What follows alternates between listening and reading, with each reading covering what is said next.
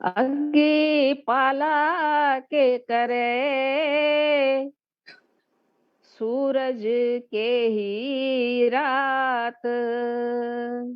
आज का शब्द दूसरी पातशाही गुरु अंगद देव जी महाराज का श्लोक है।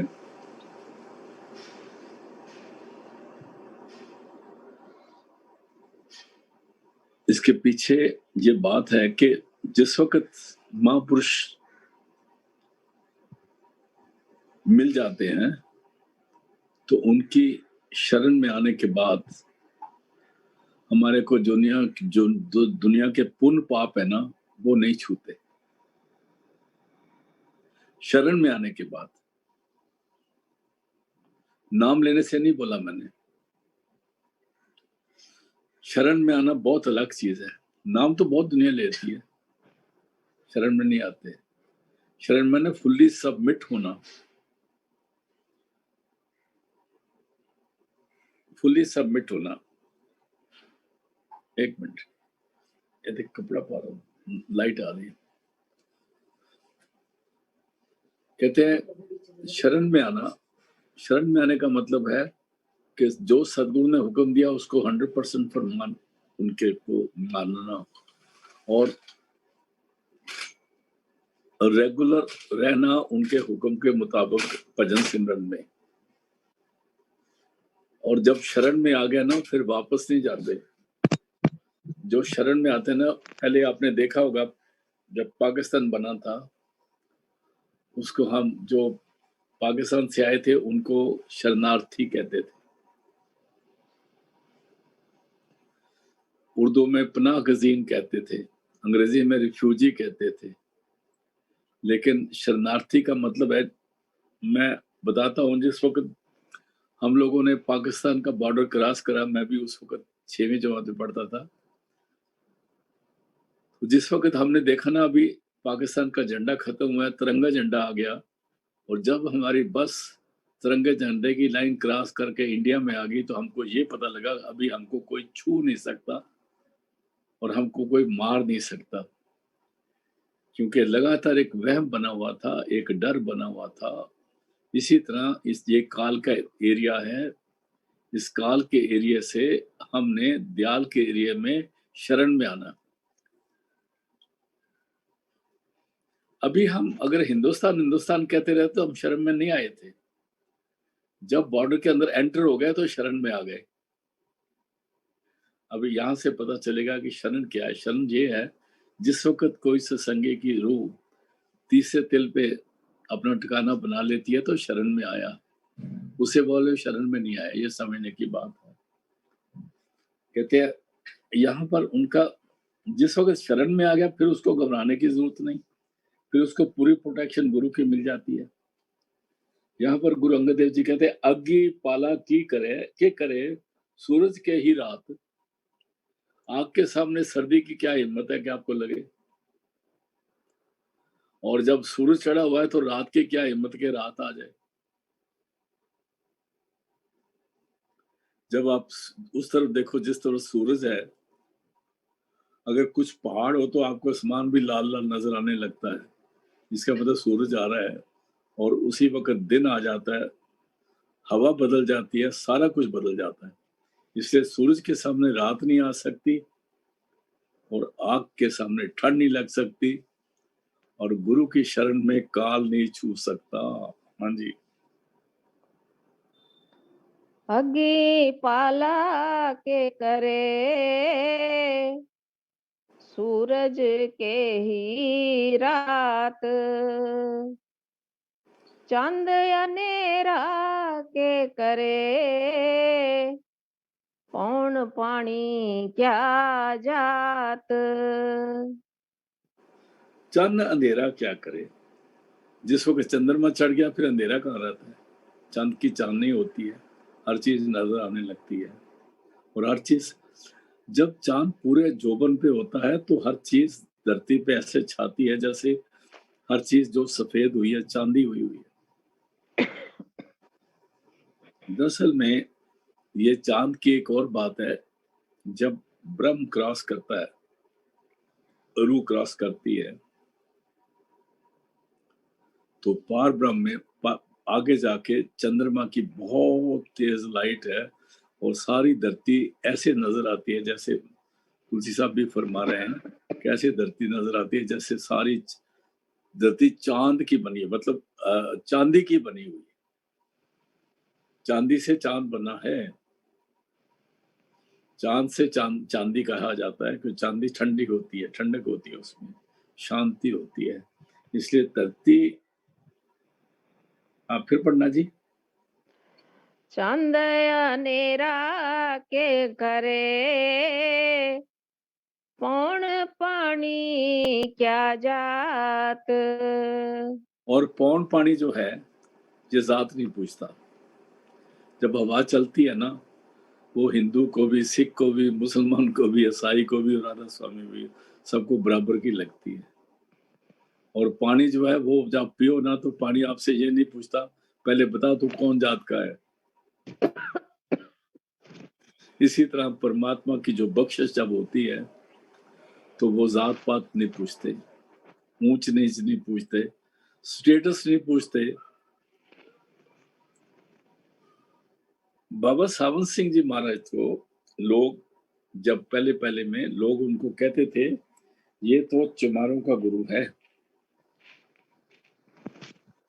क्योंकि वो जाके हमेशा जो जिसको लोग उस वक्त चौथा पोड़ा बोलते थे, शेड्यूल कास्ट को चौथे पोड़े वाले, तो वो जाके कई दफा उन्हों के घर में ठहरते थे और उन्होंने बहुत सारे ऐसे इंसानों को नाम दिया और सचखंड पहुंचाया।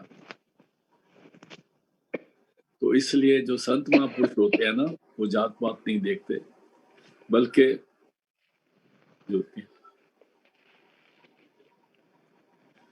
वो गरीबों का गुरु होता है। इसलिए फिर पढ़ दो जिसको। चांद अनेरा के करे, पौन पानी क्या जात।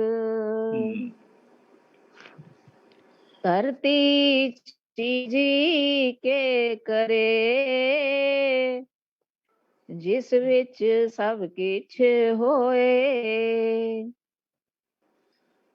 कोई चीज धरती को खराब नहीं कर सकती। धरती सबको पवित्र करती है। कितना गंद धरती पे फेंका जाता है, आप हैरान होंगे, और उस गंद पे बाद में जाके शहर बस जाते हैं। जो दिल्ली के बॉर्डर क्रॉस करके तो दिल्ली को चलते हैं ना, करनाल की तरफ जाते हैं, तो राइट साइड में एक बहुत बड़ा पहाड़ नजर आता है। उस पहाड़ पर भी सड़कें बन गई हैं, दरख्त लग गए हैं, फल बूटे लग गए हैं, उसमें बहुत सारी हरियाली हो गई है। हो सकता है कुछ देर के बाद वहां पर लोग कोठियां बनानी शुरू कर दें। और आपको पता है वो है क्या? जितना दिल्ली का गंद था ना, उधर फेंका जाता था, क्योंकि हर चीज इस धरती से उगती है। इस धरती को माता कहा गया है। गुरु नानक साहब ने भी यही बोला है, पौन गुरु पानी पिता माता तरत महत। तरत जो है उसको माता की महत्ता दी गई है, क्योंकि वो हर गंदगी को जो पैदा होती है वो उसको खत्म कर देती है। धरती से ही उगती है, कनक हो, चावल हो, कुछ चीज हो, सब धरती से उगती है। यहाँ तक कि हम भी मिट्टी के बने हुए हैं। हमें अपने आप को बहुत सोचते हैं ना, कोई अलग चीजें ऐसी नहीं है। इसलिए धरती चीजी के करे, जिस विच सब कुछ होए। जो चीज खुद ही पैदा करती है, उसको जो जिसको पैदा किया उसको गंदा नहीं कर सकती। इसमें बड़ा सुंदर मतलब है कि संत महापुरुष जो सब दुनिया को संवारते हैं, सारा कुछ ठीक करते हैं, अगर वहां गंदे लोग चले जाएं, पापी लोग चले जाएं, तो वो संतों को पापी नहीं बना सकते। रामायण में एक बहुत सुंदर आता है, उसमें ये लिखा है कि जहां पर कोई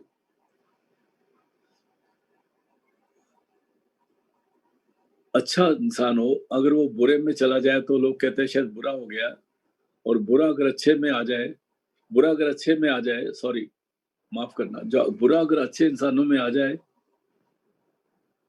तो वो अच्छा हो जाता है। उसकी मिसाल देते हैं वो, मैं उस डिटेल में नहीं जाऊंगा। बुरा इंसान अगर अच्छों में आ जाए तो वो अच्छा हो जाता है। इसलिए मैं आगे बात जाके बताऊंगा, इसके बाद शब्द के बाद साथ साथ ही। फिर पढ़ना जी इसको। धरती चीज के करे, जिस विच सब किछ होए। आगे। नानक तापत जानिए, जहाँ पत रखे सोए। कहते हैं ए नानक, आप अपनी इज्जत तभी समझो हुई है जब वो इज्जत रखने वाला आपके साथ जुड़ जाए, तो फिर आप मैले नहीं होते, हर अपस्लित को पार रहते हैं। नानक कहते हैं, नानक तापत जानिए, तब समझे कि हमारी इज्जत रखी गई, हम बच गए, हम इन गुनाहों से बच गए, इस गंदगी से बच के ऊपर आ गए। जहां पथ रखे सोए, अगर हमारी पथ और पवित्रता परमात्मा हमको कर दे तो हम उससे पहुंच सकते हैं, नहीं तो नहीं पहुंच सकते। रामायण में जो मिसाल देते हैं, कहते हैं देखो सांप बड़ा जहरीला होता है, उसके सिर पर मणि होती है, लेकिन जो मणि है उसके साथ सांप खेलता है, वो जहर के पास रह के भी जहरीली नहीं होती। ये बहुत सारी मिसालें रामायण में भी दी हुई है। हाँ जी, आगे चलते हैं। पौड़ी। तुद सच्चे सुबहान सदा कलाणिया, हाँ फिर पढ़ना जी। तुद सच्चे सुबहान सदा कलाणिया। ऐ सच्चे पातशाह तुद सच्चे सुभान कुर्बान जाते हैं। एक लफ्ज ये उर्दू का है जिसको कहते हैं सुभान अल्लाह, वो बहुत खूबसूरत है। ऐ सच्चे पातशाह तेरे तेरे पर कुर्बान है, सुभान, तू बहुत सुंदर है, तू कल्याणकारी है, और और तू ही सबको बख्शिश दे के, कल्याण करके, उनके अंदर अपनी सिफतें डाल के अपने साथ जोड़ता है। तुद सच्चे सुबहान सदा कलाणिया, तू सच्चा दीवान हो रे आमन जानिया। ऐ परमात्मा तू ही सच्चा शहनशाह है। दीवान कहते हैं शहनशाह को, जुबान कहते हैं मालिक को, दीवान कहते हैं बादशाह को। इसलिए तू सच्चा दीवान है जो कभी नाश नहीं होता। और आमन जानिया, बाकी सारी दुनिया आई गई है, तू हमेशा स्टेबल है, सच्चा पातशाह है, और तू सबको स्टेबलाइज करके अपने साथ जोड़ता है। सच जे मंगे दान से तुझे जेहया। हाँ फिर पढ़ना जी। सच जे मंगे दान से तुझे जेहया। सच कहते हैं परमात्मा को, सच कहते हैं नाम को, सच कहते हैं हुक्म को, जिसको आज सच जुगाज सच है भी सच, नानक होसी भी सच का है। यहाँ भी जो सच है उसके चा को छोटा ऊ लगा हुआ है। सच जे मंगे दान, हम दुनिया परमात्मा से क्या मांगते हैं? कोई बच्चे मांगता है, कोई बच्चों की खैर मांगता है, कोई दौलत मांगता है, कोई मकान मांगता है, कोई कहता है हमारे बच्चों की शादियां हो जाए, कोई कहता है हमारा पोता हो जाए, कोई कहता है दोता हो जाए, कोई कहता है जो सब ये मांगते रहते हैं और कुछ नहीं मांगते। अभी यहाँ पर गुरु साहब फरमा रहे हैं, सच जे मंगे दान। कुछ ऐसे भी इंसान हैं, कुछ ऐसी भी रूह है जो आपसे दान मांगती है। क्या? सच का दान मांगती है, जिसको नामदान कहते हैं। हम कह देते हैं महाराज जी मैंने नाम दे दो, और चले भी जाते नाम लेने के लिए, लेकिन सच नहीं मांगते, क्योंकि सच की हमें समझ ही नहीं है। सच की समझ आ ही नहीं सकती। सच की समझ तब आती है जब सदगुरु दया करके इस सुरत को सच के साथ जोड़ दे, फिर पता लगता सच है क्या। जब सच के साथ जुड़ जाता है ना, तो इसको सच एकदम मिल नहीं गया, फिर तो वो सिर्फ उसकी खुशबू आई है अभी, और उसकी भूख लगी है। उत भूखे खाए चलिए दुख, फिर ना सच की अगर भूख लग जाए तो इसके क्लेश खत्म हो जाते हैं। यहाँ पता है सच जे मंगे दान, जो इंसान सच का दान मांगते हैं तेरे से, असलियत मांगते हैं, से तुद्दे जे हा, वो तेरे जैसे ही हो जाते हैं। जो सच का दान मांगते हैं वो तेरे में और उनमें फर्क नहीं, क्योंकि वो सच का दान तभी मांगेंगे अगर उस सच की उनको समझ पड़ गई, समझ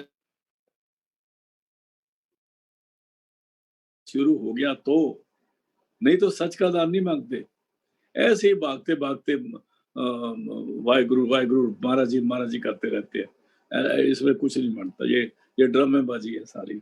सच जे मंगे दान से तुद्धे जेया, जो नाम का दान मांगते हैं, जो अंदर सुर्त जिनके अंदर चढ़ जाती है, और सुर्त जो है उसमें अंदर एक खास भूख लग जाती है दान की। कहते हैं उत भूखे खाए चलिए दुख, फिर दुख दूर हो जाते हैं। सच का दान मांगते हैं, वो तेरे जैसे हैं। सच जे मंगे दान से तुधे जेया, सच तेरा फुरमान सब दे सोहया। देखो शब्द की बात बार बार आती है, और अफसोस की बात है जहाँ शब्द की बात आती है, जो ज्ञानी पुरुष है क्या, जो वाचक ज्ञानी है, वो छलांग मार के अगले लाइन पे चले जाते हैं। कहते हैं सच, फिर सच आ गया, चा को ऊ है, छोटा ऊ है। वो सच का मतलब नाम, दान, सच तेरा फरमान। कहता सच वो है जो तेरा शब्द तेरे मुख से निकल के अनामी पुरुष से, अनामी देश से नीचे को आ रहा है, वो सच फरमान है तेरा। सच तेरा फरमान शब्दे सोहा, उसमें शब्द की बहुत सुंदर आवाज है, वो ही उसमें शब्द की धारणा है, और वो शब्द से सुभायमान है। मनिए ज्ञान ध्यान तुधे ते पाया। मनिए, अगर तेरा हुक्म कोई मान ले। एक पौड़ी आती है, 4 पौड़ियां आती है मन्ने की जप जी सामने। मन्ने की गत कही न जाए, जे को कहे पीछे पछताए। कहते हैं उसकी कितनी ऊंचाई है कि बनना किसको, सबसे पहले सुनिए की पौड़ी आती है। शब्द को सुन के उसको जो मान जाता है, और जो शब्द को समझ लेता है और उसको धारण कर लेता है, मन्ने की गत कही ना जाए, उसकी उसकी अजमत को कोई पहचान नहीं सकता। जे को कहे पीछे पछताए। इतने कहते हैं मनिए, अगर हमें समझ आ जाए नाम की, शब्द की, ये जो आर्गुमेंट माननी होती है ना, ये आर्गुमेंट होती है, जिसको हम तकरार कहते हैं, वो आर्गुमेंट कहते हैं। एक दूसरे के साथ तकरार होता है, वो समझाता है ये ऐसे ठीक है, वो कहता है ये ऐसे ठीक है, वो कहता है ये ऐसे ठीक है, तो हम नतीजा निकाल के कहते हैं हाँ भाई तुम ठीक कहते, ऐसे कह के कहते हैं, वो टेम्पररी मान के लोग छोड़ देते हैं। लेकिन जब शब्द का उसको तमाचा लगता है, शब्द का प्यार मिलता है, और शब्द जब उसको अंदर की तरफ खींचता है, फिर वो तब मान जाता है, तब उसको दुनिया की कोई शक्ति ये नहीं कह सकती कि शब्द अंदर में नहीं है।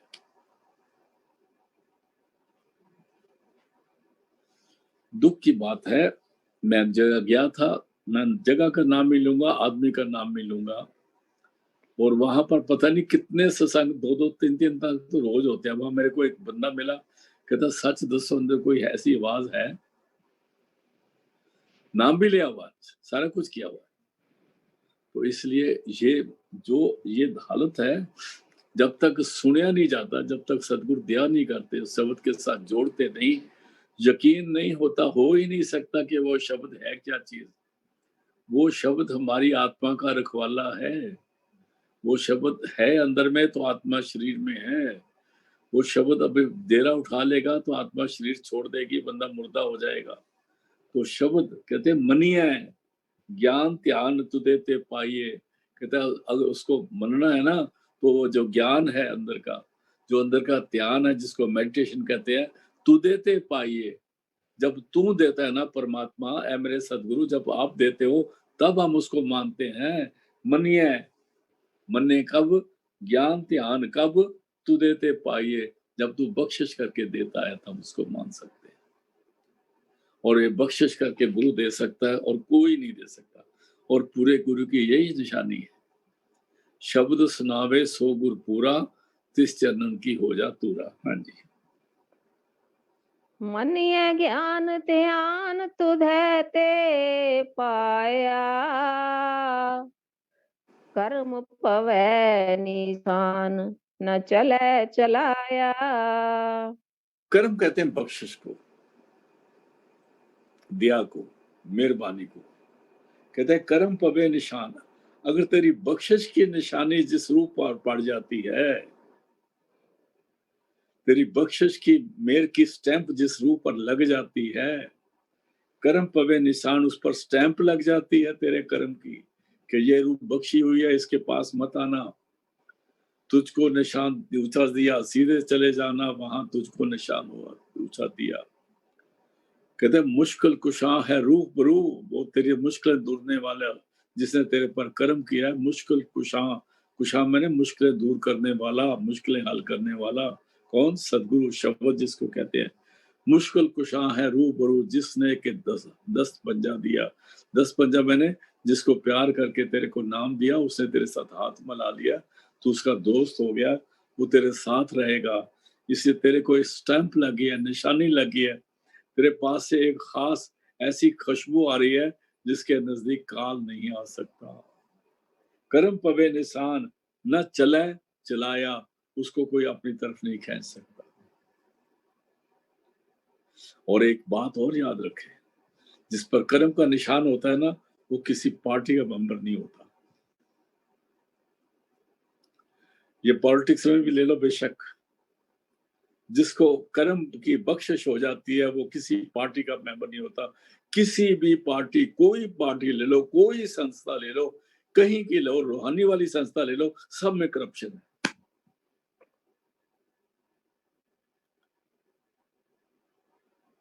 और corruption right under the nose, महापुरुषों के बिल्कुल पास करप्शन रहती है। इसलिए जिस पर कर्म का निशान हो जाए, बख्शिश का निशान हो जाए, वो किसी पार्टी में हिस्सा नहीं लेता। वो कहता है मैंने क्या करना, मेरा तो यार अंदर बैठा हुआ है, वो अंदर जुड़ता है। जो बाहर अपने स्टैंप स्टूम्प लगा के चलते हैं ना, बिल्ले बुल्ले लगा के, इनको निशानी नहीं पता लगी अभी तक। ये अभी घूमते फिरते हैं और आप भी दुखी हो रहे हैं, संगत को भी दुखी कर रहे हैं। और ऐसे इंसान जो हैं जिनको शब्द की निशानी नहीं पड़ी, वो चाहे किसी पौधे पे सत्संगों में बैठ जाएं या किसी धार्मिक स्थान पे बैठ जाए, वो संगत को तोड़ते हैं, जोड़ते नहीं है। इसलिए कर्म पवै निशान, जिन पर वो निशानी लग जाती है, स्टैंप लग जाती है शब्द की, ना चले चलाया, उनको कोई अपनी तरफ खींच नहीं सकता और उनको कोई खराब नहीं कर सकता। और उनके मन जो है वो काबू में आ जाता है, किसी के कहने से मन चलायमान नहीं होता। हाँ जी। तू सच्चा दातार नित देवे चढ़े सवाया। अभी गुरु साहब बहुत सुंदर बात तो सारी चल रहा है, लेकिन जो हमें को भी समझ आ जाती है ना, उसको हम सुंदर कहने लग जाते हैं। तो कहते हैं तू सच्चा दातार है, मेरे सच्चे, तू दाता, दातार, तेरा दिता खामना। तू दाता है, दातार है, आज से नहीं शुरू से है, तेरा दिता खामना, हम तेरा दिया खा रहे हैं, तेरे सहारे जी रहे हैं। ये हवा तेरी है, ये पानी तेरा है, ये शरीर तेरा है, जो खाना बाहर है तेरा है। तू असली दाता तू है। हालांकि तूने इंसानों को दाता बना दिया हुआ है, पर जो ताकत काम करने वाली है वो तू ही है। तू सच्चा दातार, नित देवे, हमेशा देता रहता है, कभी अपना हाथ पीछे नहीं खींचता, चाहे कोई उसको गालियां दे, क्योंकि उसको मालूम है ये अनजान है, इनको पता नहीं क्या बोल रहे हैं। तू सच्चा दातार, नित देवे हमेशा देता रहता है, चढ़े सुहाया, और जिसको देता है उसको खुशियां जो है, रौनक जो है, मस्ती जो है उसकी बढ़ती जाती है, वो अलग मस्ती में आ जाता है। ये रोटियां नाटियों की बात नहीं है, ये नाम की बात है। तू सच्चा, रोटियां भी देता है वैसे वो, तू सच्चा दातार नित देवे चढ़े सुहाया, नित देता रहता है, और वो मस्ती जो है बढ़ती जाती है, वो नशा कभी उतरता नहीं। हाँ जी। नानक मंगे दान जो तुद पाया। वाह वाह। कहता है नानक भी तेरे से दान मांगता है परमात्मा। कहता है क्या दान मांगता है? कहता है जो तुद पाया, जो तेरे को अच्छा लगता दे दे। इसमें क्योंकि जब बोलोगे जो तुझको अच्छा लगता दे दे, उसको तो सब कुछ अच्छा लगता है, तो वो सब कुछ देता है। ये बख्शिश का शब्द है। कल का शब्द मैंने इसलिए नहीं लिया कि वो दुनिया की गंदगी को बयान कर रहा है। हमने गंदी देख लिया है तो हम उसको दोबारा दोबारा रिपीट करने की क्या जरूरत है? अपने झगड़े आगे बड़े पे हुए हैं, आगे चलते हैं। श्लोक महला दूजा। दिखिया आँख बुझाया सिफती सच समयो। भला दूसरा ये भी शब्द गुरु अंगद देव जी महाराज का है। दीख्या आंख बुझाया। दीक्षा किसको कहते हैं? जब सतगुरु नाम की दीक्षा देते हैं। दीक्षा का मतलब मंत्र नहीं है। दीक्षा देने का मतलब है कि अपनी जान का टुकड़ा निकाल के हमें देते हैं, अपनी कमाई में से कुछ हिस्सा हमें देते हैं, और असली प्रसाद वो है। बाकी तो हम ऐसे ही खाते रहते हैं, जो जी प्रसाद ले लो। कोई कहता है लिफाफे ले जाता है, महाराज जी तुम प्रसाद बना दो। अरे बेसमझ इंसानों, महाराज जी ने जब को तुमको नाम दिया था, तुमको प्रसाद बना दिया था। अभी नाम जपो, जिसको आप खाओगे वो प्रसाद ही होगा, जिसको बांटोगे वो प्रसाद ही होगा अगर नाम जप रहे हो तो। ये लिफाफे लुफाफे मिठाइयाँ मुठियाँ लेना, ये सारी ड्रामाबाजी तेरा मेरी वाली बात है, जिसको हम कहते हैं भाईचारे वाली बात है। इसमें रूहानियत वाली कुछ बात नहीं है, कुछ बात नहीं।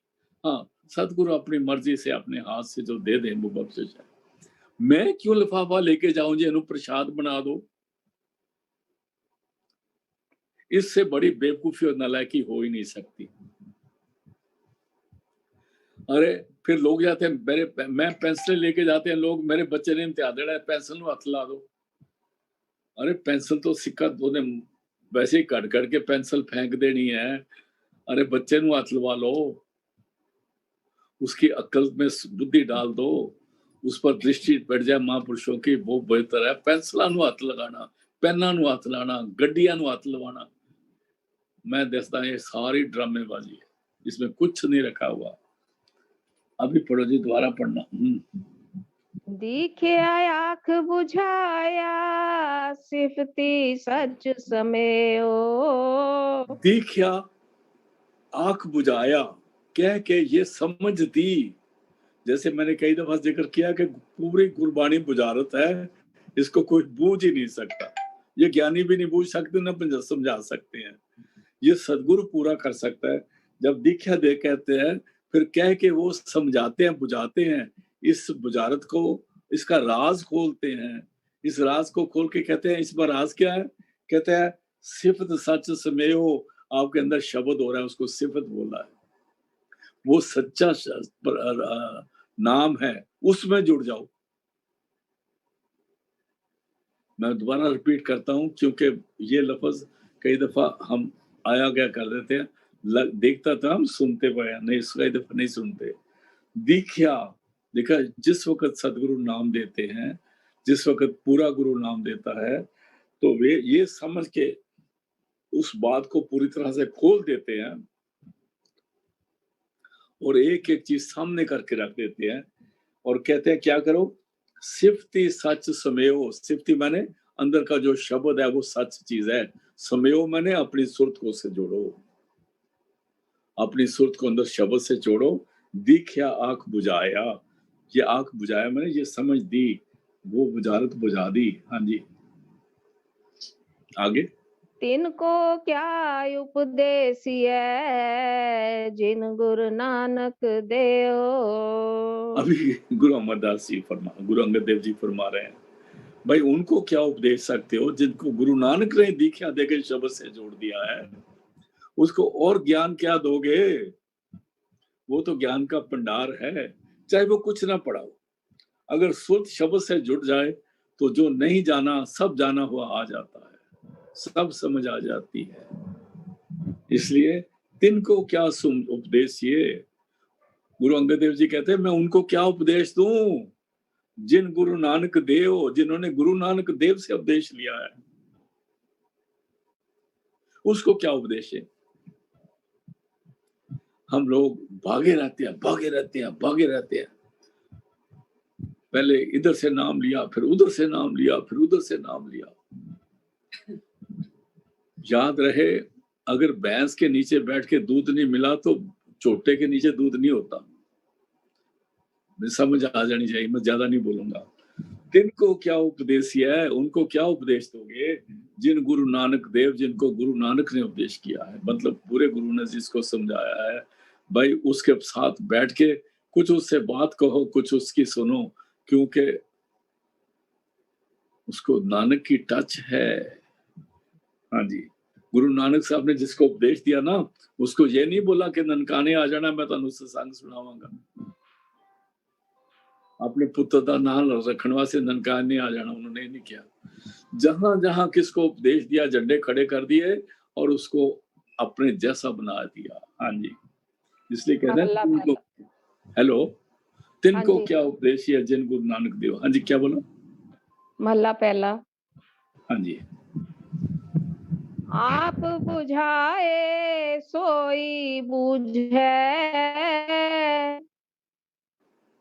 अभी कहते हैं, फिर बुझारत वाली बात है ना, सौदा तो छुपा हुआ है और इसकी चाबी गुरु के पास है। और जब तक, देखो बहुत सारी बातें दुनियावी लेके समझ में आनी चाहिए। एक लड़की की शादी होती है, माँ बाप उसका गहना बनाते रहते हैं, ये करते रहते हैं, पर कई दफा उसको बताते नहीं है। और जिस दिन शादी होने वाली होती है, पहले दिन वो खोल के कहते हैं, ए तेरे वास्ते हार बनाया सी, ए तेरे कांटे बनाए सी, ए तेरा ए बनाया सी। ऐसे ही सदगुरु करते हैं। कई दफा पहले बहाने से वो कहता है मैं पा के देखा, वो शोभायमान नहीं होता। इसलिए सदगुरु की बख्शिश है, जिस वक्त उसकी मौज होगी पर्दा खोल देगी। ये जो हमने ड्रामा बनाया हुआ ना कि हमारे चौधरीयों ने कि भाई 4 जन्म में होगा, उनको पूछो चौथा जन्म किसका है भाई? और 4 जन्म पर कौन वेट करेगा? एक ही जन्म में इतने पाप कर लेते हैं कि आने वाले 100 जन्म में तो उतरते नहीं। 4 जन्म मिलने के फिर 400 जन्म और देने पड़ेंगे। फिर सदगुरु को ऊपर ले जाने के लिए क्या हमारे पाप जो है भारी लगते हैं? एक जगह संत कृपाल सिंह जी से बात हुई, उन्होंने किसी वकील को कहा तू आके नाम ले ले, ये रोहतक की बात है। और जिसके घर में महाराज जी बैठे थे वो भी वकील था। तो जब वो वकील चला गया दूसरा, तो जो घर वाला वकील था वो कहता महाराज जी उसको क्यों नाम दे रहे हो, वो तो बड़ा ऐसा है, शराब पीता है, कबाब है, ये है, वो है, वो है, वो। महाराज जी ने उसकी बातें सुन के एक बात बोलते हैं, और मेश्वरदास मेरी बात सुन ले, अगर मैं चाहूं तो एक इशारे में पूरी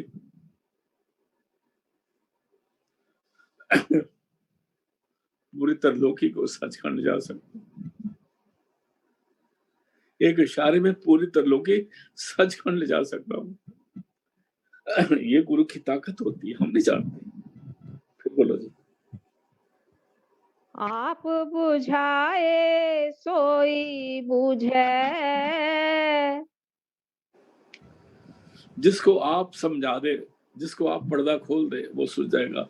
पर्दा खोलने के लिए उसको पाप गिनने पड़ते हैं उसके। हाथ दोगे यार साड़ी। जब आगे एक शब्द आया था, जब सूरज आ गया तो सूरज में को क्या कहता है, भाई इस एरिया में रोशनी कर दूं, फिर उस एरिया में रोशनी कर दूं, फिर उस एरिया में रोशनी कर दूं। जब सूरज आ गया तो रोशनी तो सारी जगह हो गई। जिस जगह नाम की दौलत होती है वहां बेअंत आदमियों का भला हो जाता है।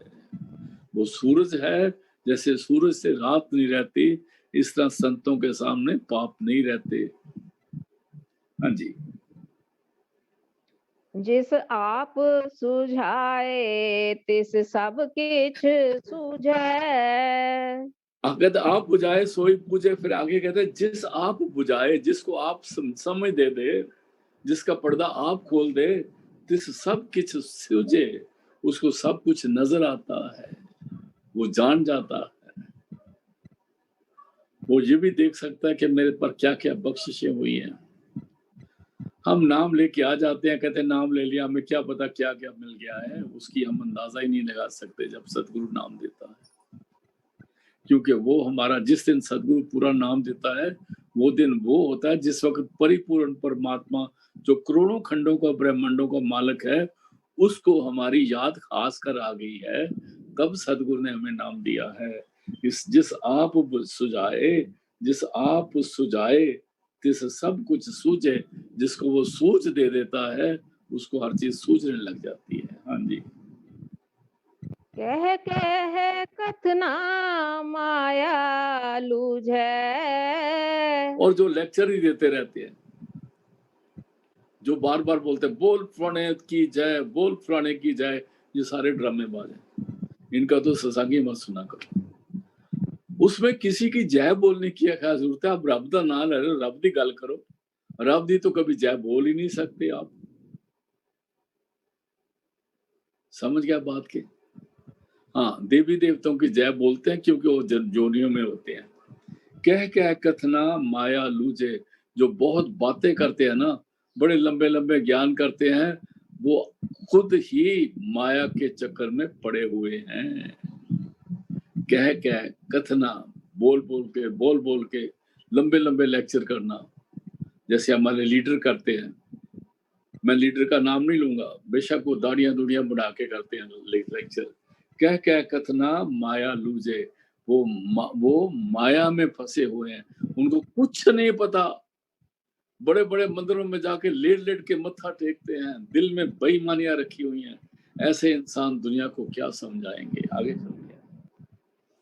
हुक्मी सगल करे आकार।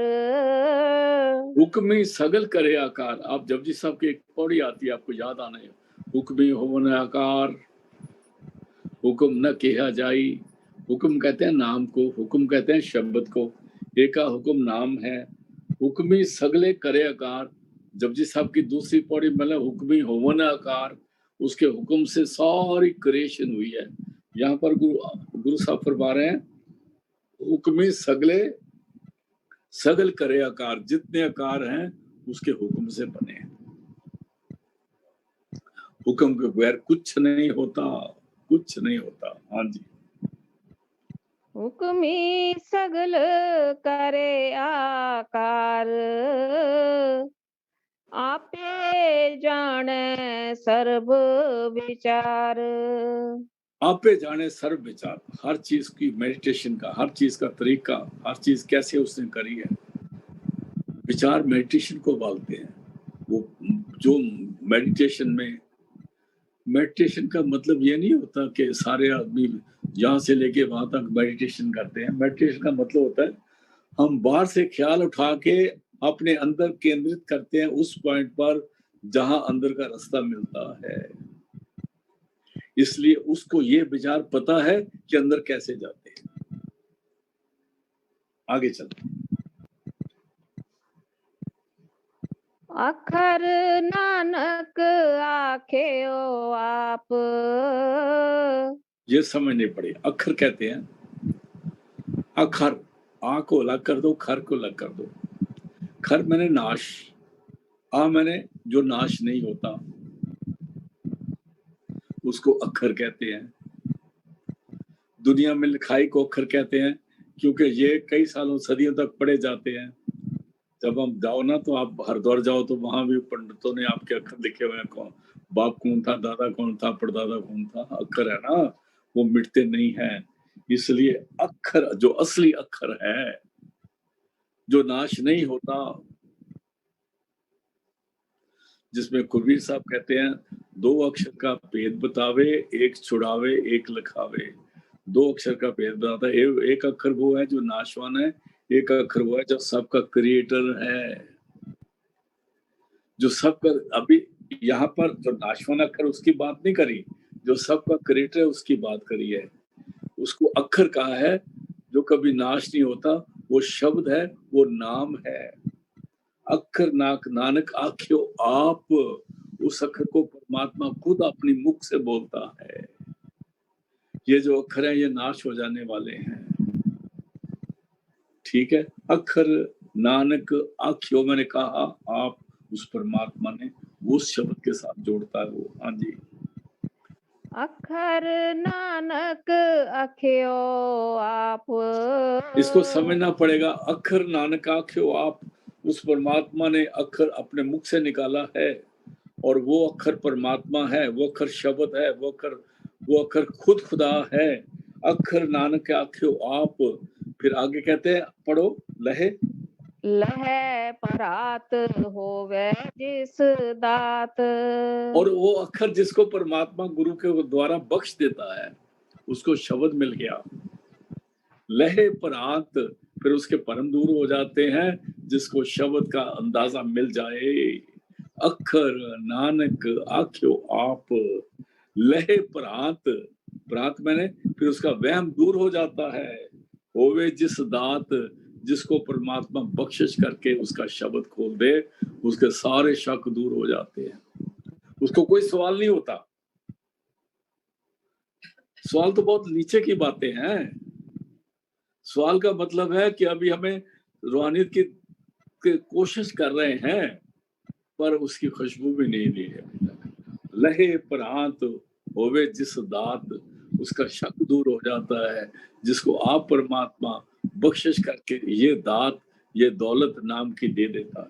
हाँ जी, औड़ी हाँ डाडी बेकार कर लाया।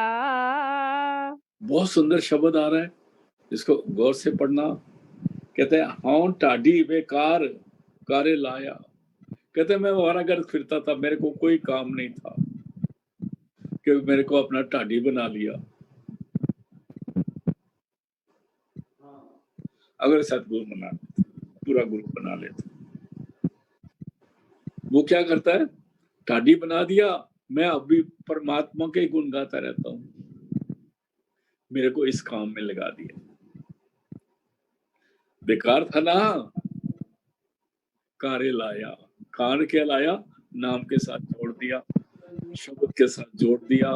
अभी सुर्त अंदर का आनंद ले रही है और उसका फायदा उठा रही है, और खानदानों के खानदान तर जाते हैं, कुलें तर जाती हैं, जिस टाडी को, जिसको सतगुरु टाडी बना देता है। हूँ टाडी बेकार कारे लाया, अभी मैं उसी के गुण गाता हूँ, सतगुरु ने मेरे को आप इस काम पे लगाया है। हाँ जी, आगे बोलते हैं।